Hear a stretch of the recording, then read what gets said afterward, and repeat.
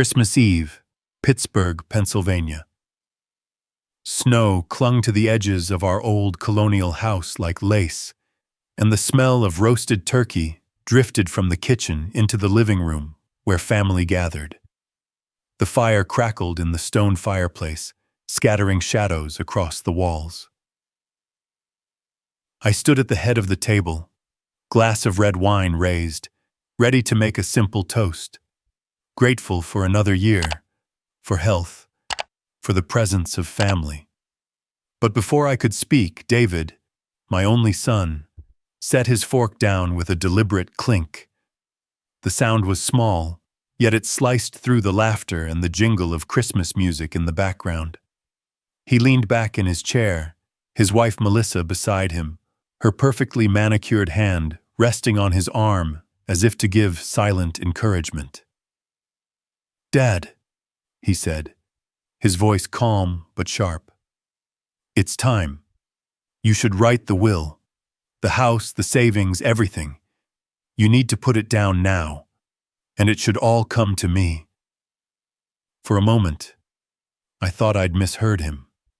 The words hung in the air, heavy, cutting through the warmth of the holiday like a sudden draft through an open door. The fire popped loudly, almost in protest. Around the table, forks froze in midair. My brother-in-law stopped pouring gravy. My granddaughter's giggle died in her throat as she looked from her father to me with wide eyes. The entire room seemed to hold its breath. Linda, my wife of nearly 40 years, reached for my hand under the table. Her fingers, soft but trembling, squeezed mine tightly. She leaned in close, her lips brushing my ear. "Don't do it," she whispered. The words were urgent, almost desperate. I lowered my glass slowly, feeling the weight of silence pressing down on me. Across the flickering glow of the candles, David's eyes met mine. He didn't blink. There was no trace of love or respect in his expression, only hunger, sharp and unmistakable, reflecting the golden shimmer of the Christmas lights. Melissa adjusted the diamond bracelet on her wrist, her smirk barely hidden. She didn't need to speak. Her presence alone confirmed what I already knew. This wasn't just David's idea. It was theirs. A plan carefully rehearsed, chosen for this night, when family was gathered, when saying no would wound more deeply than saying yes. My chest tightened. For decades, I had worked long hours, saved every penny, built this home brick by brick, all of it, so my son would never struggle the way I once did. And here he was, not asking, not discussing, but demanding. In that moment, with the scent of pine and cinnamon still sweet in the air, I felt something cold crawl through me. The warmth of Christmas, the laughter, the tradition, the family, shattered in an instant.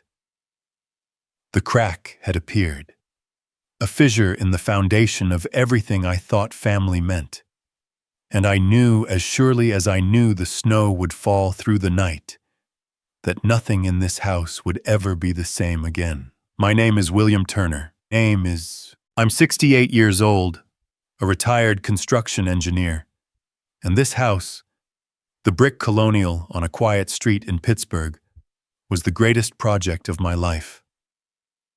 40 years of sweat and sacrifice are built into these walls. Every wooden beam, every tile on the roof carries the weight of my labor and my dreams. When I look at this home, I don't just see property.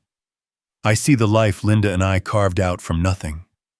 We came from modest families, neither of us inheriting much more than grit and determination. I worked job sites across Pennsylvania, from skyscrapers downtown to the bridges east over the Ohio River, often pulling 12-hour shifts in bitter winters and sweltering summers. I came home with aching joints and calloused hands, but I never complained. I had a purpose. My family. David, my only child, was that purpose. From the moment I held him in the hospital room in 1983, I promised myself he'd have a life better than mine. I poured everything into that vow. When he wanted to attend Harvard, the tuition bills nearly broke us. I worked weekends, took on overtime, delayed retirement. When even that wasn't enough, I sold my classic 1969 Mustang, the car I had restored piece by piece over 20 years. Watching it drive away was like watching part of my youth vanish, but I told myself it was worth it. My son's education came first. David graduated with a degree in economics, sharp suit, and bright future. He married Melissa soon after, a woman with sharp cheekbones and sharper instincts. At first, Linda and I welcomed her warmly. She was clever, ambitious, spoke about investments and growth with a confidence that impressed even me. But there was something calculating in her smile, a glimmer of strategy in the way she spoke. It wasn't long before I realized Melissa saw our family not just as relatives, but as assets. After Harvard, David tried his hand at a startup in Boston. He poured money into it, money he didn't have. The calls began. "Dad, it's just a bridge loan until we close a deal." "Mom, can you transfer something tonight? Payroll's due." Linda and I dipped into our savings, believing we were helping him build his dream. We told ourselves it was temporary, that once the company took off, everything would turn around. But the company didn't take off. It collapsed under debt. David came back to Pittsburgh with Melissa, moving into a sleek townhouse they could barely afford, and the cycle began again. They needed help with the mortgage, then the credit card bills, then medical expenses for Melissa's cosmetic procedures. Though she never called them that, each time there was urgency, drama, a crisis that demanded we step in. By then, Linda and I had built a modest but stable nest egg, our home appraised at around $450,000, a retirement account worth nearly $1.2 million, the result of decades of disciplined saving and employer matches, a portfolio of stocks and bonds, nothing extravagant, but carefully diversified. It was security. It was peace of mind for our old age. It was the cushion we had earned. Yet to David and Melissa, it was a pool to dip into whenever life became inconvenient. And each time I tried to set boundaries, David reminded me of my promises. "Didn't you always say you wanted me to succeed, Dad? Didn't you work those overtime shifts for me? What's the point if you won't help when I need it most?" At first, guilt kept me compliant. I told myself parents don't stop being parents, no matter how old their children are. But slowly, I began to see the truth. My sacrifices had become expectations. My love had been twisted into obligation. Melissa fueled it. She'd sit at our table with her wine glass, looking around the house and remark, "You know, this place has so much potential. If it were ours, we'd renovate, add value, make it really shine." She said ours as if Linda and I had already passed on, as if the house I built was already in her possession. The line between family and finance blurred until I barely recognized what role I played anymore. I wasn't a father to David. I was a lender. Not a father-in-law to Melissa. I was an investment. And as I watched David demand my will on Christmas Eve, I realized the bitter truth. Somewhere along the way, my son had stopped seeing me as his father. To him, I had become nothing more than a bank account with a heartbeat. The fire still glowed in the hearth, but the warmth had drained from the room. The Christmas tree lights blinked steadily, almost mockingly, as though unaware of the storm gathering at our table. I set my glass down, my pulse echoing in my ears, David leaned forward, his elbows on the table, voice steady but cold. What's the point of holding on to money you won't even live to spend? The words cut deeper than any insult I had heard in my 68 years. My son wasn't asking anymore. He was declaring, as if my life's work was nothing more than numbers in an account waiting for him to collect. Melissa tilted her head, her smile thin and deliberate. We deserve it now. We're family, aren't we? Her tone was sweetened with false affection, but her eyes betrayed calculation. She wasn't appealing to love. She was staking a claim. I swallowed hard, the memories of 40 years pressing against my chest. I looked at David, then at Linda sitting silently beside me, her hand still clinging to mine as if to anchor me. David, I began, my voice low but firm. For 40 years, I've worked myself to the bone. I skipped vacations, worked weekends, sold the Mustang I restored with my own hands. All so you could have the life I never did. Every dollar, every sacrifice, it was for you. David chuckled, leaning back in his chair, the sound sharp and dismissive. That's what parents are supposed to do. The air in the room grew heavier. His words struck me harder than the request itself. To him, my sacrifices weren't gifts. They were obligations, debts I owed simply for being his father. I stared at him, struggling to find the son I once carried on my shoulders at the county fair, the boy who once begged me to build him a treehouse in the backyard. But the man before me was a stranger, smug, entitled, ungrateful. Melissa placed her hand on David's arm as if guiding him. Honestly, William, she said smoothly, you've done enough. It's time you trust David to take over. You've managed things long enough. My jaw tightened. Managed things, I repeated. I built this house, I held this family together. Do you think it all just appeared out of thin air? David's smirk widened, his words colder than the snow falling outside. Mom's too soft. She gives in to everything. And you, let's be honest, you've never been smart with money. You just got lucky with steady jobs and pensions. Melissa and I could do more with it than you ever could. Linda gasped softly beside me, her shoulders trembling. I felt her shame as if it were my own, her decades of sacrifice reduced to a weakness in her son's eyes. The room spun with silence, broken only by the ticking of the old clock on the wall. My breath caught in my chest. My son had not only dismissed my sacrifices, but belittled his mother, the woman who had raised him with tenderness, who had stitched his clothes when money was tight, who had sat up nights worrying when he was away at college. This was no longer about money. This was contempt, pure and unfiltered.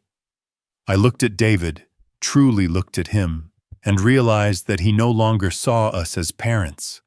We were obstacles, gatekeepers to wealth he believed was already his. And in that moment, the decision crystallized. The man I had become, tired, compliant, endlessly forgiving, would end tonight. I would no longer be the victim of my son's greed. The Christmas lights blinked on, steady and indifferent, as I sat back in my chair and let the weight of his words sink in. The fire crackled, sparks rising like the pieces of a bridge burning behind me. David thought he had won that night, thought he had cornered me. But as I met Linda's tearful eyes, I knew something had changed. The line had been crossed, and I would never go back. That Christmas night, long after the laughter of neighbors outside had faded and the last embers in the fireplace sank into ash. I found myself in my study. The house was quiet, but not peaceful. Too many words hung in the air, echoing through the silence. Linda had gone to bed, her face pale and heavy with hurt. I told her I'd follow soon, but I knew I wouldn't sleep. Not tonight. The lamp on my desk cast a circle of yellow light across the mahogany surface. There, tucked inside a leather folder, was the draft of my will. I had prepared it years ago with every intention of leaving the house and my savings to David. It had felt natural then, a father ensuring his only son would be secure. My hand hovered over the folder, trembling for just a moment. Then I pulled it open. The neat lines of legal text stared back at me, cold and unfeeling, as though mocking me for my blind devotion. I thought about David's words. That's what parents are supposed to do. His contempt, his dismissal of his mother, his hunger for what I had bled decades to earn. I tore the pages straight down the middle. The sound split the silence like a gunshot. For a moment, I froze, staring at the jagged edges in my hands. Then I tore again, and again. The rhythm of paper ripping filled the room, sharp and final. Each shred that fell to the floor felt like a chain snapping loose, releasing me from a lifetime of manipulation. It was as if the act itself had weight. With every rip, I was reclaiming the years of overtime, the missed vacations, the sacrifices that had been taken for granted. When the last piece fluttered onto the carpet, I leaned back in my chair and let out a long breath. The sound of torn paper had become a kind of hymn, a declaration that I would no longer be my son's bank, his safety net, his fool. I stood and crossed to the safe in the corner. The steel dial clicked beneath my fingers, familiar as an old friend. Inside, neatly filed, were decades of records, evidence of every emergency, every desperate plea, every compromise I had made in the name of love. I pulled out the stack. Checks endorsed to David, $20,000 to cover gambling debts in Atlantic City, another $15,000 when his business partner vanished with company funds. Mortgage documents with my name as guarantor, taken out because Melissa insisted they needed the dream home. Bank transfers labeled loan that had never been repaid, month after month, year after year. I spread them across the desk, the paper forming a grim mosaic of betrayal. What once had been gestures of love now looked like receipts in a ledger of exploitation. I sat back, staring at the mountain of proof. For years, I had convinced myself these were exceptions, that the next time would be different. But laid out before me, the truth was undeniable. This wasn't a pattern of need. It was a system of use. I closed the safe and locked it with a decisive twist. These documents were no longer memories of sacrifice. They were ammunition for what came next. For the first time in years, I felt clarity. Not anger, not guilt. Clarity. David had shown me who he truly was, and I had finally decided to believe him. That night, with snow still falling outside and the remnants of Christmas scattered across the living room, I made my choice. The old will was gone. The new one would tell a very different story. I didn't confront David after Christmas, not directly. I let the silence hang, let him believe I was still weighing his words. To him, hesitation meant weakness. He had always mistaken my patience for surrender. But this time, my silence was deliberate. I wanted to see what he would do next. It didn't take long. 3 weeks later, on a gray January afternoon, David showed up at my doorstep. Melissa was with him, wrapped in her fur-trimmed coat, her heels clicking across the hardwood floor, as though she owned the house. They didn't bother with pleasantries. David sat heavily on the couch, leaned forward, and clasped his hands together like a man about to negotiate a business deal. "Dad," he said, his voice polished with fake calm, "we've got something in the works. A new investment opportunity. Real estate. All it needs is a little seed money to get off the ground. 50,000. He paused, letting the number sink in. "We'd like to get it now. As an advance. You know, against the inheritance." I studied him quietly. $50,000. The figure didn't shock me. It was just another brick on the same collapsing wall. What struck me was how casually he said it, as if the money already belonged to him, as if my only role was to sign the check. Melissa leaned in, her perfume drifting across the space between us. Her smile was brittle, her eyes sharp. "It's not really a big deal, William. Families help each other. That's what love looks like, isn't it?" Inside, I felt the familiar swell of anger, but I didn't let it rise to the surface. Instead, I leaned back in my chair, forcing a sigh, playing the role I had always played. The reluctant father, the man about to cave. 50,000 is a lot of money, I said slowly. "I'll need time to think." Melissa's smile vanished. Her tone hardened, quick and cutting. "Think? Haven't you thought enough? David is your only son. If you don't step up now, what do you think the rest of the family will say? That you're selfish? That you're unfair? Do you really want your name whispered at every family gathering as the father who abandoned his own child?" There it was, the mask slipping, the threat dressed as moral outrage. I nodded slowly, as if her words had pierced me, but inside I was calm. For the first time in years, I didn't feel the rush of guilt, the sting of shame. I felt nothing but clarity. This was exactly what I needed.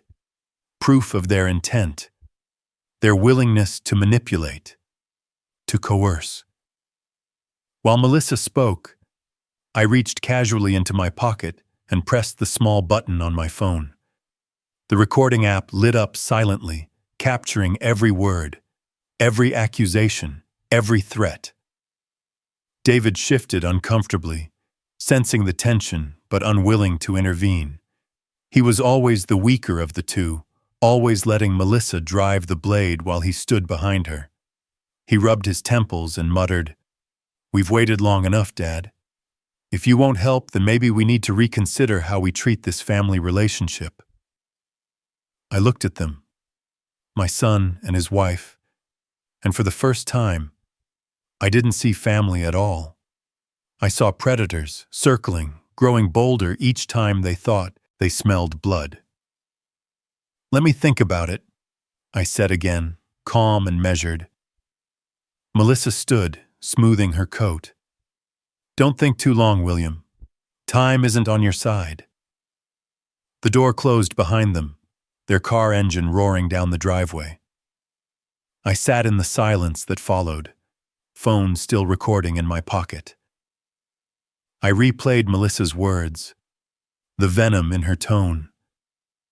For years, those words would have broken me, would have driven me back to the checkbook, back to the cycle of surrender. But not tonight. Tonight, the recording was more than sound. It was evidence. The first brick in the foundation of my plan. I wasn't afraid anymore. Not of David's contempt. Not of Melissa's threats. Not of being judged by a family too blind to see the truth. The fear that had bound me for decades had burned away, leaving only resolve. For the first time in my life, I wasn't reacting to them. I was preparing for them. And when the time came, I would be ready. It didn't take long for Melissa and David to begin their campaign. Word spread through the family like smoke from a slow fire. I heard it first from my sister-in-law, then from a cousin who called me late one night, voice hesitant, as if repeating something shameful. "William," she said softly, "David says you've changed, that you're paranoid, that you don't care about him anymore." The words stung, not because they surprised me, but because I knew they were part of a larger plan. Melissa's fingerprints were all over it. She knew how to twist perception, to take my silence and turn it into cruelty, to take my refusal and paint it as neglect. Soon enough, the whispers reached further. "William is losing his mind. He doesn't love his son. Linda is suffering because of his stubbornness." I had expected it. What they didn't know was that I had been preparing for this very moment. In my study, tucked into a leather folder, I kept everything: copies of checks, bank transfers, receipts, mortgage papers, and now the recording of Melissa threatening to slander me. A paper trail of nearly $300,000 that had bled from my accounts into theirs. The opportunity came on a Sunday morning in February. Our church held a gathering after service, a fellowship lunch where families filled the hall with chatter and casseroles and children running between tables. It was the kind of place where reputations were built or broken. Melissa knew that. Which is why, I suspect, she chose that moment to make her move. I was sipping coffee from a styrofoam cup when I noticed her across the room, leaning toward a circle of relatives, her voice just loud enough to carry. David stood beside her, nodding gravely, as if corroborating her every word. "He's not the same anymore," Melissa said, her hand resting dramatically on her chest. "William is bitter. He doesn't care about David, doesn't even care about his own grandchildren. It's heartbreaking." I saw the glances toward me, the sympathetic nods, the subtle shakes of the head. My jaw tightened, but I forced myself to remain calm. This was exactly what I had been waiting for. I rose slowly, the weight of the folder under my arm. My footsteps echoed on the linoleum floor as I crossed the hall. Conversations fell quiet one by one until the only sound was the clatter of dishes in the kitchen. Melissa froze mid-sentence as I stopped beside her. David's smirk flickered just for a moment. "Here are the facts," I said, my voice steady, louder than I intended. The room stilled. Dozens of eyes turned toward me. I opened the folder and laid out the papers on the nearest table. One by one, I placed them down. Photocopies of checks, loan agreements, transfer slips. $20,000, one.Then, I said, pointing to one. Paid to cover David's gambling debt in Atlantic City. I laid down another. $15,000 to cover the loss from his failed business partner. Mortgage payments. Credit card balances. Private loans. Over the past 10 years, nearly $300,000 has left my accounts to bail out my son and his wife. Gasps rippled through the hall. Melissa's face drained of color, her hands tightening around her purse. "And here," I continued, tapping my phone screen. Melissa's own voice spilled into the silence. "Do you really want your name whispered at every family gathering as the father who abandoned his own child?" The recording ended. The silence that followed was heavier than stone. I looked around the room. Familiar faces, friends, cousins, church elders, stared back at me, their expressions shifting from doubt to shock to something else entirely. Recognition. "No father is perfect," I said quietly. "But don't let anyone here believe that my refusal to hand over more money is neglect. I've given until it hurt, and all it has earned me is contempt." Melissa stammered, This is taken out of context." But no one was listening to her anymore. David's jaw was tight, his fists clenched, but he said nothing. For the first time, his silence betrayed him. The whispers in the room had turned. The sympathy that Melissa had tried to harvest now withered in the harsh light of truth. And I stood there, not proud, not triumphant, just steady. For the first time in years, the shame was no longer mine to carry. It belonged to them. 1 year later, Christmas found me not in Pittsburgh, but in Philadelphia, at my sister Margaret's house.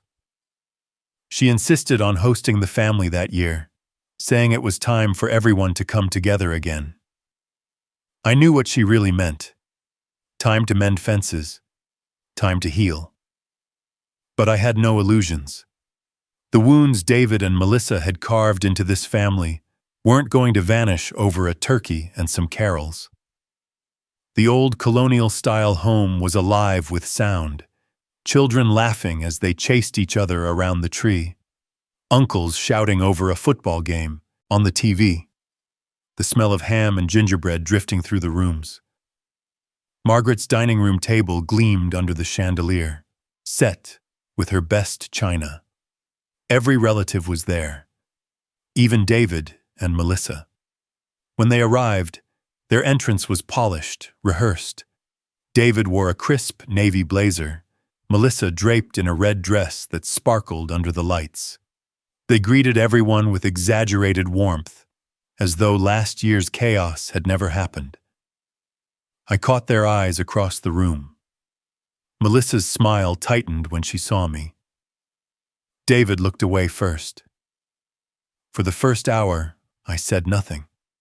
I let them mingle, let them talk. But when dinner was nearly finished, when the wine glasses were half empty and the room had settled into that contented holiday haze, I rose to my feet. The chatter faded quickly. Everyone knew why. I cleared my throat, the weight of a leather portfolio heavy in my hands.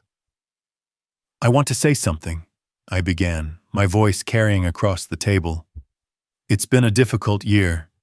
There have been words, ugly words, spoken about me, about Linda, about our family. I think it's time the truth came out. Not opinions, not accusations, facts." David shifted uncomfortably in his chair. Melissa reached for her wine glass, her fingers tight around the stem. I opened the portfolio and pulled out the first stack of papers. "Bank statements," I said, holding them up. "Checks, transfers, receipts." I placed them on the table one by one. This is over 2 decades of financial support I've given David and Melissa. Nearly $300,000 in total. Mortgage bailouts, gambling debts, credit card bills. Every time they came to me with a crisis, I answered. Every single time. Gasps rippled around the table. I didn't stop. "And here," I continued, tapping my phone screen. Melissa's voice filled the room. "If you don't step up now, what do you think the rest of the family will say? That you're selfish? That you're unfair?" Heads turned toward her. Her face flushed crimson, her eyes darting across the room, searching for sympathy she would not find. David slammed his hand on the table, silverware rattling. "This is ridiculous. You're twisting everything. You think one-sided papers and recordings prove anything? He's my father. He's supposed to help me." I looked directly at him. And I did. For years. I gave until I had nothing left to give. But respect, David, That's something money can't buy. And you've shown me none. Melissa's voice cracked, shrill. This isn't fair. Families don't air dirty laundry like this in public. I turned to her, my tone even. Families don't exploit one another either. The silence that followed was suffocating. Cousins who once defended David now looked at him with disgust. Old family friends shook their heads. My sister Margaret folded her arms, her expression hard. The tide had turned. I straightened my back and pulled out the final document, placing it firmly on the table. This, I said, is my new will. A murmur swept the room. David's eyes widened. I continued, my voice unwavering. Every dollar I've worked for, every asset I've built, will no longer pass to David or Melissa. Instead, it will go into an educational trust for my grandchildren. Emma and Noah will have their schooling, their college, their future secured, without their parents touching a cent. Not one penny. The words landed like a hammer. Melissa shot up from her chair. You can't do this, she shouted, her voice trembling. You can't cut us out. I met her fury with calm resolve. It's already done. Signed, notarized, ironclad. You and David have lost the inheritance you were so desperate for. David's face twisted with rage. You'll regret this, old man. You'll regret it when you're sick and alone, when you need me and I'm not there. A hush fell over the table. For the first time, everyone saw him clearly, not as a son wronged, but as a man consumed by greed. I stood taller, feeling lighter than I had in years. I'd rather die with dignity than live as your wallet. The room erupted, not with applause, but with whispers, with gasps, with the heavy sound of judgment. One by one, family members turned away from David and Melissa. No one rose to defend them. No one offered them comfort. Melissa grabbed her coat, her face a mask of fury. David followed, muttering curses under his breath. The door slammed behind them, the sound echoing through the house. Silence lingered for a moment. Then Margaret spoke softly. You did the right thing, Will. I sank back into my chair, exhausted but unbroken. For the first time in years, I felt free. Not from David, not from Melissa, but from the illusion that love meant endless sacrifice. That Christmas night, surrounded by family who finally saw the truth, I realized something simple. The chains were broken, and there was no going back.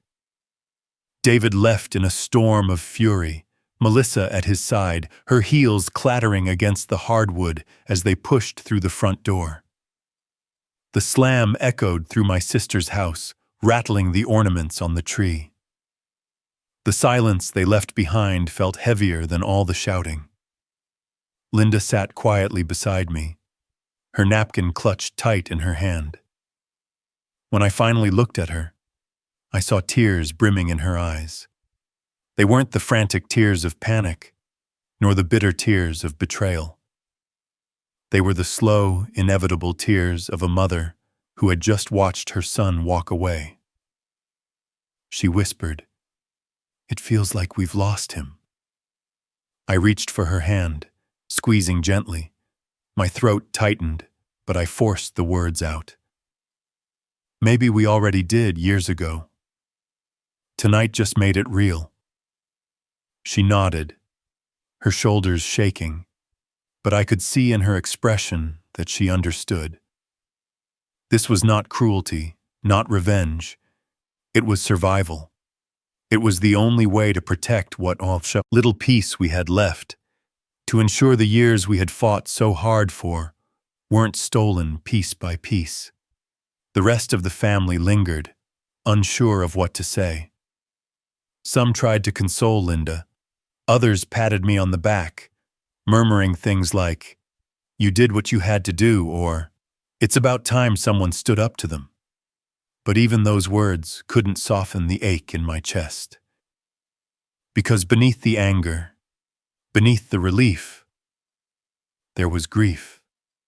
The grief of a father who had built his entire life around a son who no longer saw him as a father at all. That night, when the guests finally left and Margaret's house fell quiet, I lay awake beside Linda. She had cried herself to sleep, her breath shallow, her face still damp. I stared at the ceiling, replaying every memory of David I could summon.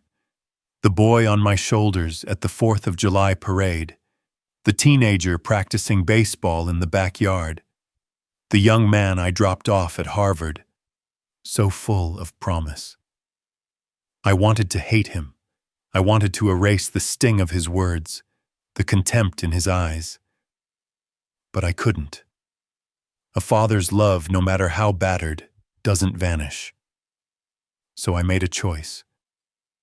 I would forgive him, not to excuse his behavior, not to welcome him back into the same cycle, but to release myself from the poison of bitterness. Forgiveness, I realized, doesn't mean reconciliation. It means freedom. In the weeks that followed, Linda and I adjusted to the quiet. No more late-night calls begging for money. No more surprise visits with open palms and thin excuses. At first, the silence felt strange, like waiting for a storm that never came. But gradually, that silence became something else. Peace. We settled into a new rhythm. Morning coffee on the porch, afternoons tending to Linda's garden, evenings by the fireplace, reading or simply talking, without the shadow of David's demands hanging over us. I finalized the trust for my grandchildren, Emma and Noah. The lawyer explained how the money would be locked tight, accessible only for their education and legitimate needs. When I signed the papers, I felt a calm certainty settle over me. My legacy would not be squandered in casinos or hollow business ventures. It would build futures, not destroy them. Linda asked me one evening, her voice soft, "Do you think he'll ever come back to us? Truly come back?" I thought for a long moment before answering. If he does, it has to be as a son, not as a debtor. I can forgive him, but I can't let him use us again. Love has boundaries. It has to. She nodded, a faint smile breaking through her sorrow. That was enough for both of us. And so, a year later, on another snowy Christmas night, I found myself sitting on the front porch of our home in Pittsburgh. The air was crisp, the sky heavy with falling snow. The street was quiet, lit only by the glow of holiday lights strung across porches and the muffled laughter of neighbors inside their warm houses. I sat there in my wool coat, watching the snow blanket the world in white. For the first time in decades, my chest felt light. I wasn't waiting for the phone to ring. I wasn't dreading the next crisis. I wasn't carrying the unbearable weight of guilt disguised as love. Linda came out, wrapped in her shawl, and sat beside me. We didn't speak at first. We didn't need to. The snow kept falling, soft and endless, erasing the footprints of the day. I turned to her and said quietly, "You know, happiness doesn't come from keeping a family together with money. It comes from protecting what's sacred. Our peace, our dignity, our love." She squeezed my hand, her eyes shining in the glow of the porch light. And as the snow fell, covering the world in silence, I realized I had found something I thought I'd lost long ago. Freedom. Not freedom from my son, but freedom from the chains of obligation that had bound me for too long. That night, as Christmas settled over the city, I finally believed Sometimes the greatest act of love is knowing when to let go.